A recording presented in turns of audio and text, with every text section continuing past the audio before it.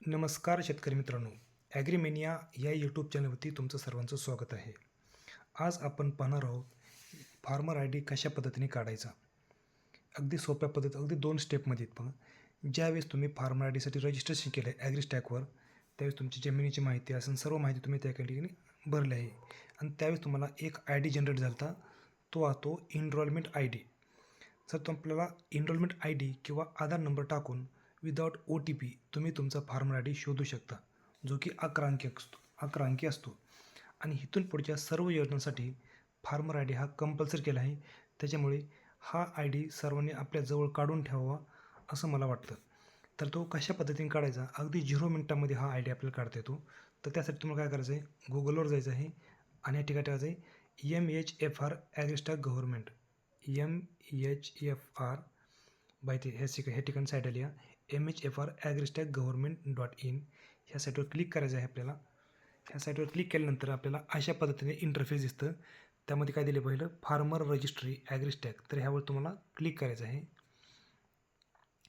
त्यानंतर अशा पद्धतीचं आपल्याला पेज दिसतं. त्यामध्ये काय दिले बघा, dashboard, check enrolment status, log in with CSC आणि खाली लॉग इन दिले पासवर्ड OTP. हे ते आपल्याला जायचं नाही.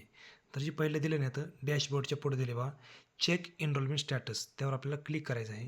आता यावर क्लिक केलं, जो आपण ज्यावेळेस रजिस्ट्रेशन केलं होतं फार्मर आय डीसाठी, त्यावेळेस आपल्याला एक एनरोलमेंट आय डी मिळाला होता.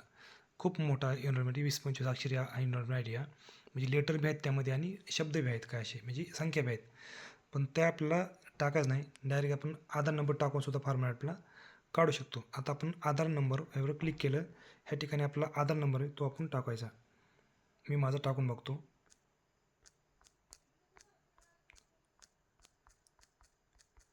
तर हा आपला आधार नंबर मी टाकला आहे आणि पुढे चेक ऑप्शनवर क्लिक करायचं आहे. बघा ह्या ठिकाणी लगेच 0 मिनिटात मी तुमचं किती बघा 2 स्टेप फक्त आपण केल्या. त्या ठिकाणी आधार नंबर आपला आला आणि जो यातला सेंट्रल आय डी जो आहे त्याच्यामधला नंबर, हा 11 अंकी नंबर, हा तुमचा असतो फार्मर आय डी. तर तुम्ही ह्याचा स्क्रीनशॉट काढू शकता आणि जे तुमच्या कुठली योजना आहे त्याला तुम्ही ते स्क्रीनशॉट तुम्ही जोडू शकता. म्हणजे तिथं आणि फार्मर आय डी जे आहे त्याला तुम्ही जो हायलाईट करू शकता, जेणेकरून तुम्हाला ही पुढं प्रॉब्लेम येणार नाही. तर अशा पद्धतीने एकदम 2 स्टेपमध्ये आपण फक्त फार्मर आय डी काढला आहे. तर अशा पद्धतीने आपला फार्मर आय डी काढायचा आहे. मित्रांनो, व्हिडिओ कसा वाटला हे कमेंट करून सांगा, इतरांबरोबर शेअर करा आणि चॅनल तुम्ही नवीन आला असेल तर आपल्या चॅनलला सबस्क्राईब करा. धन्यवाद.